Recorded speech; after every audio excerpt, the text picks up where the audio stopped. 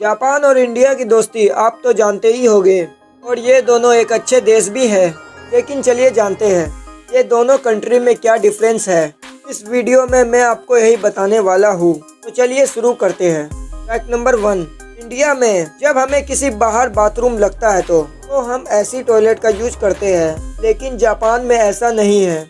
वहाँ बाहर एरिया में कुछ इस प्रकार के टॉयलेट होते हैं जिसे बाहर से आप देख सकते हैं या खाली है या भरा है, और अंदर जाने पे ये कुछ ऐसा दिखता है जिससे आर पार नहीं दिखाई देता है। इसे ट्रांसपेरेंट टॉयलेट भी कहा जाता है। फैक्ट नंबर 2, हमारे इंडिया में सिनेमा हॉल में सिनेमा तो देखते ही होंगे, लेकिन सिनेमा देखते टाइम जब किसी इंसान को टॉयलेट लगता है तो उसे सिनेमा 10 से 15 मिनट के लिए छोड़ना पड़ता है। लेकिन जापान में टॉयलेट में भी कुछ ऐसे स्क्रीन लगे होते हैं जिससे आप टॉयलेट भी करोगे और आपका फिल्म भी नहीं छूटेगा। फैक्ट नंबर 3, हम नॉर्मली इंडिया में सिंपल रबर का यूज करते हैं जो इस प्रकार होते हैं, बट जापान में इस प्रकार इरेजर का यूज किया जाता है जिससे आपको ये भी पता चलेगा कि आप किस चीज़ को मिटा रहे हैं, और ये ट्रांसपेरेंट इरेजर है। फैक्ट नंबर 4, इंडिया में लाइब्रेरी कुछ ऐसा होता है जिसमें हम शांति से पढ़ते हैं और फिर पढ़ के घर चल जाते हैं।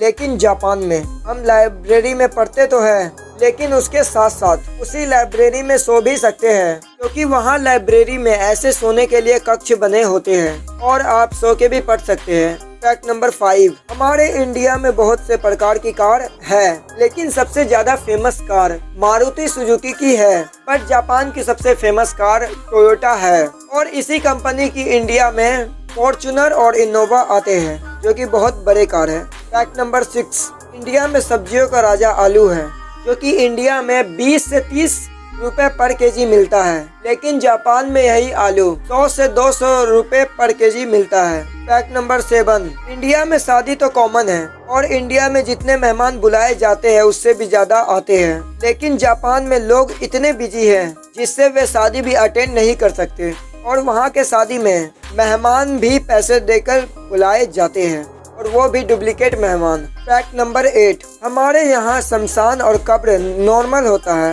लेकिन जापान देश में कब्र पे कुछ इस प्रकार के QR लगे होते हैं, और उस QR कोड को स्कैन करने के बाद जिस आदमी का वो कब्र है उसका पूरा डिटेल्स आ जाता है कि वो कब मरा, कहाँ मरा, और भी बहुत। फैक्ट नंबर 9, इंडिया में अक्सर आपने देखा होगा कि ट्रैफिक लाइट रेड, येलो और ग्रीन होते हैं, पर जापान में रेड और येलो तो होते हैं लाइट, लेकिन वहाँ ग्रीन की जगह ब्लू लाइट का यूज किया जाता है, और ये बहुत अजीब भी लगता है। फैक्ट नंबर 10, इंडिया में हमारे स्कूलों में 1 से लेकर 12th तक एग्जाम होता है, लेकिन जापान में 5th क्लास से ही एग्जाम स्टार्ट होते हैं, क्योंकि बाकी के 1 से 4 क्लास तक बच्चे के चरित्र और खूबी को परखा जाता है और उसे विकसित किया जाता है। तो आज के लिए इतना ही। तो कैसा लगा आपको ये फैक्ट वीडियो इंडिया और जापान का, हमें आप कमेंट में राय दीजिए। तो मिलते हैं नेक्स्ट वीडियो में। जय हिंद।